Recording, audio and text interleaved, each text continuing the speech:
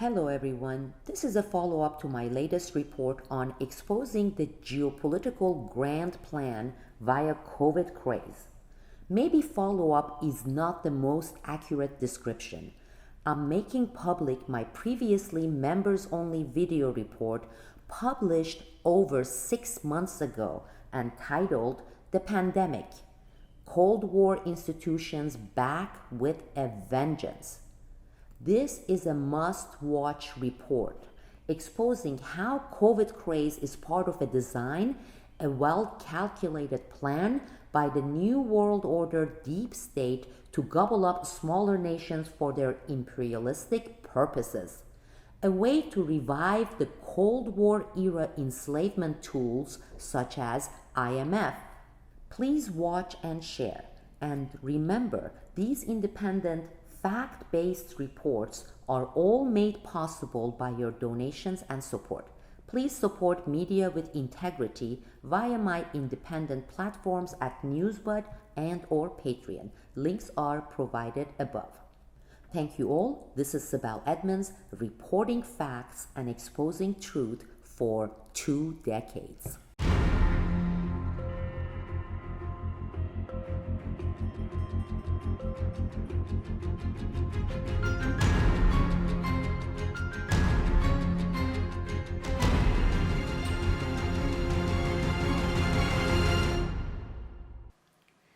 Greetings.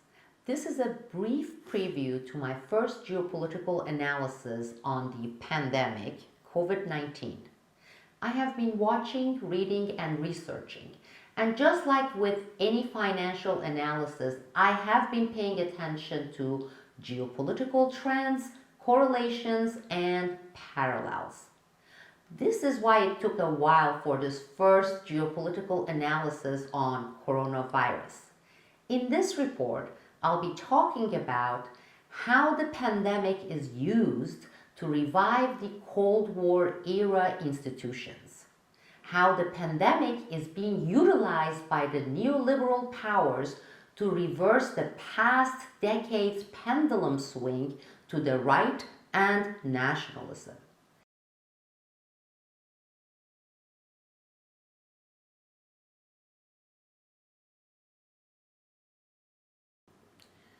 Okay, so what we are seeing here with this pandemic is a rebirth. Cold War institutions are back with a vengeance, okay? Let me illustrate. Let's look at it together here. G20 pledges $5 trillion to defend global economy against COVID-19. IMF can mobilize $1 trillion lending capacity over COVID-19. IMF says it's ready to mobilize its $1 trillion lending capacity to fight coronavirus. Well, what we are seeing is we are seeing tons of many developing and poor nations lining up to receive their new debt slavery. Let's check this out. Dozens of poorer nations seek IMF help amid coronavirus crisis. Pakistan seeks $1.4 billion IMF loan to counter coronavirus. How about this one? Iran resorts to IMF for first time since 1962 due to COVID-19. And of course, as we all know, these nations, the ones who want this IMF money, must adhere to the neoliberal world order. We know that things don't come without strings attached. And this is not even a handout, okay? This is lending, and it comes with its own interest that needs to be paid when we are referring to IMF. Here it is, check this one out. IMF refuses aid to Venezuela in midst of COVID-19 crises. Wow. So we are seeing that this pandemic is bringing rebellious nations even to their knees, and we are seeing that with Iran. I really, really didn't think I would see the day when Iran, with its current administration, would go to IMF and ask for IMF help bailout with interest to be paid later. I mean, just think about it. Another good example of it is Turkey. Now, Turkey paid its IMF debt about 10, 15 years ago. For many decades, Turkey was really suffering. It was being crushed under the weight of all the debt it had to IMF. And as we know, this is one way, and this is since the Cold War era began, it was one way for the Western nations to maintain and keep their colonies out there. So they wanted these nations to crush under the weight of their debt, the interests, and to be basically beholden to institutions such as the IMF and the World Bank. So Turkey, we had administrations in Turkey that even when they had some money, they were trying to ignore the debt and say, fine, let the interest pile up. But with this administration and its flaws and its pluses, I don't want to even get into that, Turkey finally paid off all its IMF loan debt, okay? And Turkish people, and this is true all over the Middle East, and it's true even in South America, those of you who are maybe more familiar with that region, Turkish people are very, very sensitive, like many other Middle Eastern countries when it comes to IMF. They hated it. I mean, we had so many protests in Turkey in the 1970s, 1980s, 1990s, people saying, this is colonization, we don't want to be we don't want to be the slave to the IMF and the Western imperialism.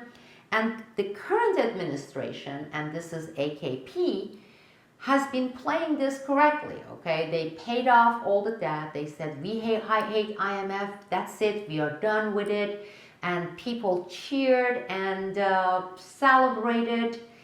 And it was one of those topics that the administration knew that even during the economic hardship, never to bring up. As we know, Turkey has been experiencing major financial crises, economic crises for the past 2.5, 3 years, and it has gotten really worse. But the administration, knowing that how unpopular it would be with the people, with their voters base, to go and ask for the IMF loan, they kind of stayed away from it, even though they are in this position, they have been in this position that, desperation, being desperados. Now think about it. With COVID-19, the pandemic, this frees up administrations like the one we have currently here in Turkey to justify it. Hey, we have these crises, everyone else is doing it, and people actually, from what I'm seeing here in Turkey, they will even support it. You wouldn't believe the change, because there has been certain articles out there testing the temperature, the water temperature, seeing what the reaction is about on Turkey going back to IMF and restarting that whole being a colony business. And amazing, within just a week or two since the crises began here in Turkey, now it will be welcomed by the people. Now that has to make you think, okay? Because up until this pandemic crisis, and for the past 10 years plus, IMF had pretty much become irrelevant. As I said, many nations with the antipathy towards IMF, some of them had already paid their loans. It was almost like the death, the end of IMF era, the Cold War era institution. But then, of course, we started seeing all these Russiagate shenanigans, and the attempt by the neoliberals to revive that Cold War sentiment with evil Russia, and to maybe Cold War 2.0. That was an attempt, and to a certain degree was successful, but not really. Now, with this pandemic, if you are paying attention, if you are researching, put that keyword in your search, put IMF, and keep an eye on that, because we suddenly see IMF's rebirth, World Bank's rebirth, and of course with WHO, the World Health Organization, we see now how the prominence, the importance regained. It has been a long time since they have been in this position. And then I really think, I mean, you're looking at a situation, organic or man-made, that has caused Iran, and Iran has been going through a horrifying economic hardship for a long time with the sanctions, with the embargoes. But since this revolution in 1979, since the new administration, no one thought ever going to IMF. They wouldn't. I mean, what are they saying? Their motto in Iran is, we are anti-Western imperialism. We are anti-US foreign policy, the slavery policies, the colonization, the modern day colonization policies, and even Iran joining these other poor nations, developing nations, wanting to get IMF loan, becoming part of the IMF slavery. Now that is, nobody's talking about that. Nobody's talking about that. I had a couple of brief messages about paying attention to the domestic laws in terms of the domestic situation in the United States, the police state gateway with this pandemic being used and utilized on purpose. But as far, and there are other people who have been doing that. That doesn't make me original, unique. Hey, I'm the one going out there and sounding and ringing the alarm bells saying, hey, people. No, many people have been doing that, but not many people out there are talking about how we are seeing this shift with evil institutions, and we all know about their track record and what they are really about. Evil institutions such as IMF experiencing a rebirth. Now, as you see, it's not because some people are going to say that. I don't think any of those people are members of this community, Newsbud, because as far as I have heard from you, you're all awake. But there are people who are naive enough to say, well, what's wrong with that? During the crisis, it's a humanitarian cause. First of all, this is not a handout. This is not a charity $1 trillion to $5 trillion that's going to be handed out to poor nations, to developing nations. This is a loan. IMF is a financial institution, and these loans come with a hefty interest rate like any other banks. That's number one. Number two, think about it, and this is what you should be telling those people. Humanitarian, really? Since when the Western nations, starting with the United States and then the United Kingdom, since when they have been really humanitarian? Because I tell you what, if humanitarianism had anything to do with it, you would have seen immediately the United States, Western Europe announcing that they are taking away all the embargoes and sanctions and putting them at least on hold, not let's say taking them away for permanently. We didn't see that.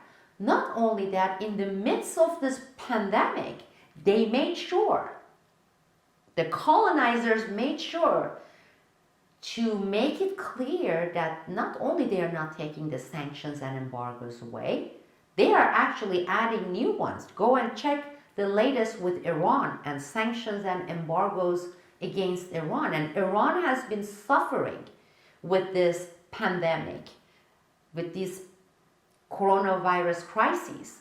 With all the sanctions and embargoes, they can't get medicine into their countries. They can't order these masks. You know why? Because, hey, you can't engage in commerce, in business with Iran. Now, let Iranians in millions die if this pandemic is going to kill them, which it will not. So if they're humanitarian, if they really care about humans, you would have seen the sanctions lifted. You would have seen the embargoes lifted. In the midst of the so-called pandemic, they want to arrest a president of a country. They want Maduro arrested, and they are offering $15 million, the United States. As I said, our lives have been placed on hold. We are all quarantined, but the war machine is churning out there. It's working. Financial institutions, including the IMF, they're really busy utilizing this pandemic crisis. So being humanitarian has nothing to do with it. Now, Russiagate didn't really do it. But with this pandemic crisis, COVID-19, we are seeing the rebirth and most likely the expansion of the previous era, Cold War era's institutions, and IMF is leading the way, and followed by World Bank right behind it. So we are finishing this full cycle and going towards that direction. Now that is for the Russia factor and the Cold War factor. Another thing that will be in my next episode, and I'm going to be talking about that, is the timing of this. The timing of the pandemic. We have been seeing in the past, especially 4 years or so, this rise of nationalism, or some of us may want to call it pseudo-nationalism. Also, we have been seeing the pendulum swinging towards the right, the right as in the Republicans. We are looking at Trump's election, Turkey politics in Hungary. They are kicking out, or they kicked out George Soros NGOs. They shut them down. Same thing with Turkey. I mean, we have been seeing this move towards the anti-globalism, the more of a internal nationalism, and going the opposite direction from the liberalism, or more correctly, more accurately, neoliberalism. Now, this we know that has been alarming a lot of the power players within the neoliberal New World Order. Now, if you think of it, and how this pandemic may be an attempt to reverse this trend towards the other direction. Because what we are looking at, again, IMF, the United Nations, World Bank, we are looking at governments stepping in, taking over The whole notion issue of privatization is now being re-questioned. Asking for a bigger government or bringing people to this state of mind, state of being, where people are begging for a bigger government. And the government is saying, of course, here it is. We are going to see several new agencies in the United States, and we are going to see the expansion. And as I have indicated before, as I had emphasized it before, it is not coming with any expiration date. It is not going to be for this period of coronavirus crises, and then we're going to lessen the number of employees in these agencies and take away half of their budget and use them again for the next crisis. No. They are going to stay and expand. So that is happening. Look, since 2000, let's start with PNAC, the Project for New American Century, we had the 1 decade, nearly 10 years of Al-Qaeda era. So we had the Al-Qaeda decade, okay? And it had its benefits and uses. It was planned that way. Then we had the ISIS era. And if you look at the timeline, you're looking at the same 8 to 10 years of the ISIS era. I don't know if you have paid attention or not, but the mainstream media has been reporting that the ISIS has put their terrorist activities on hold due to the pandemic, COVID-19, okay? Nobody's talking about ISIS. As I'm sure you're all aware, ISIS era is pretty much over. Now we have this pandemic period, and they don't need 10 years for the pandemic. All they need is a few months, maybe stretch it to 6 months to a year. But what we are seeing as far as the major interests here are the good old neoliberal agenda and reviving the good old institutions that they loved so much. The tools of colonization, the IMF, the World Bank, the United Nations. NATO is going to assume even a different type of an importance. The era of big government, together with the police state internally. And if you are one of those people who believe in coincidences or darn bad luck, I respect that. You may be, but I don't. And especially now that I'm older, I'm half a century old now, I don't, especially within geopolitical sphere, I don't believe in coincidences. And let's say the pandemic is real, however you want to define it as a pandemic, because we had SARS, we had all sorts of other pandemics, none of it. Remember the AIDS in 1980s, when we had the AIDS hysteria, but nothing like this. But let's assume for a second that all of it, the danger of it, the deadliness of it, is all real, okay? How it is being utilized, how it is being used is highly questionable. And I have the answer to the questions. I mean, not questionable for me. I'm seeing. I know what they're doing. I know exactly what they are doing. There is no trace of any doubt in my mind what they are doing. But most people don't. And they are shooting in the wild. You know, there's some people out there saying buy gold. Others was talking about central bank and let's buy silver. And there are people are making money on commission, selling various cryptocurrencies. Other people are talking. It is this chaos, this confusion. Macro picture is not being looked at. And people, as the famous adage goes, they can't see the forest for the trees. And the forest is totally invisible to them. We're going to talk about the forest further, and I'm going to get into more in-depth discussion and analysis of the neoliberal movement and their attempt to swing the pendulum the other way and reverse the trend we have been seeing.